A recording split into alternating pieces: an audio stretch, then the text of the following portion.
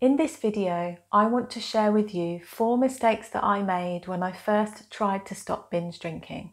There are so many unknowns and so many obstacles, and you might be wondering what's going to happen. Like, what are you going to do with your time? How are you going to tell your family, your friends, your partner? How are you going to handle social situations? And what are you going to do in that moment when you get home from work and you need to wind down? There are so many pitfalls, and so that's what I'd like to share with you in this video, the mistakes that I made so that you don't have to make those mistakes. My name's Dr. Hayley Trower and I'm a research psychologist and a sobriety and wellness coach.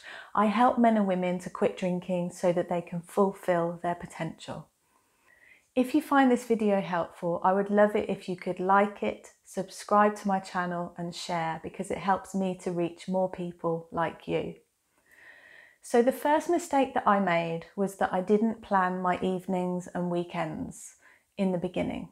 So say it was Friday morning and I'd made a plan to stop drinking or not to drink that weekend.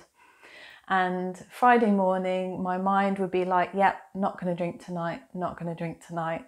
And then by the time Friday evening came, I would be like thinking, okay, well, maybe I could just have one drink. Maybe I'll just stop drinking next weekend. One cheeky one won't hurt. And so that voice of habit would just enter my mind, and it would have so much power and it would have control over my mind and body.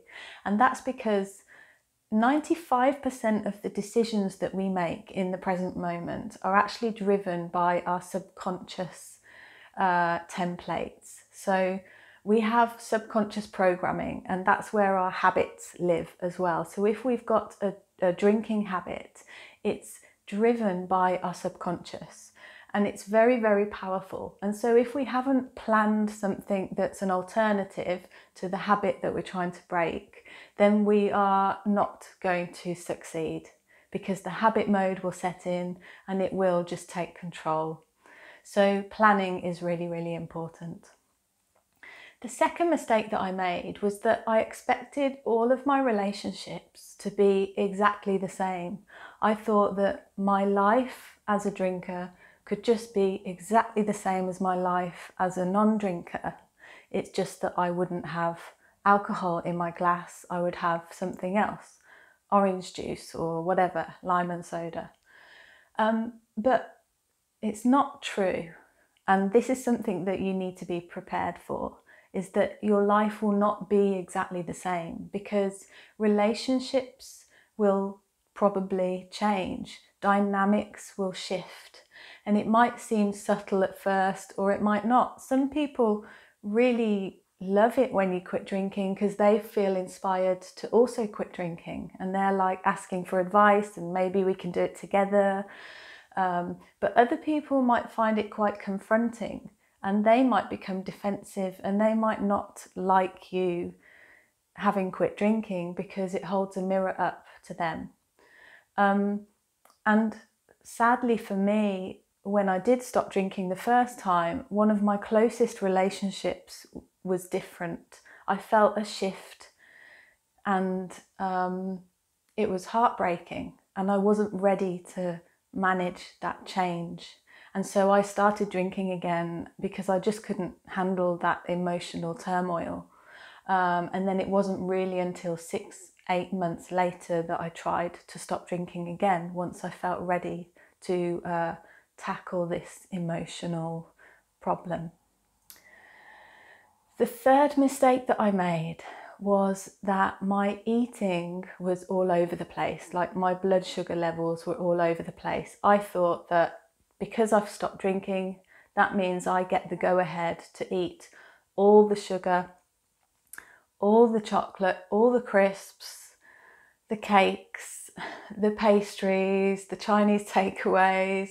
And so my blood sugar levels were like this, and it meant that I was just destabilized all the time. I had peaks and I had troughs. And when you're trying to break a habit, it's really hard at the best of times, but if you're not feeling stable, if your body is unstable, it's not then able to support your mind. And so it's going to be really, really hard to break a habit, because you need to be as kind of physically stable as possible, but also emotionally stable.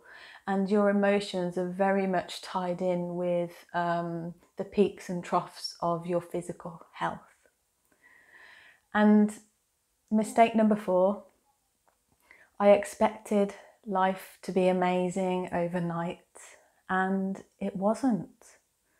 And this was kind of demotivating and surprising. And so it meant that I started drinking again. So life was amazing at the beginning, because the novelty of waking up without a hangover on a Saturday and being able to just go out for a walk, read a book, go and see your mom, do like normal things rather than lying in bed, that is incredible. And you'll know what I mean if you were anything like me. But that novelty kind of wears off after a while. Like, I still am excited to wake up without a hangover, but it stabilizes. And then different kinds of challenges rise to the surface as a result of you having quit drinking. And so it's not easy. It's not just a walk in the park like you think it might be. You might see some health improvements and some physical improvements, and your skin might get better and you might lose some weight, but there will also be some emotional challenges and different things that you're not expecting. And so you need to just be prepared for those different surprising things that might come up. So those are 4 mistakes that I made when I first tried to quit binge drinking. I hope you found that helpful. Maybe if you've tried to quit binge drinking in the past, let me know what you've tried. What lessons did you learn? What mistakes did you make, and how have you overcome those?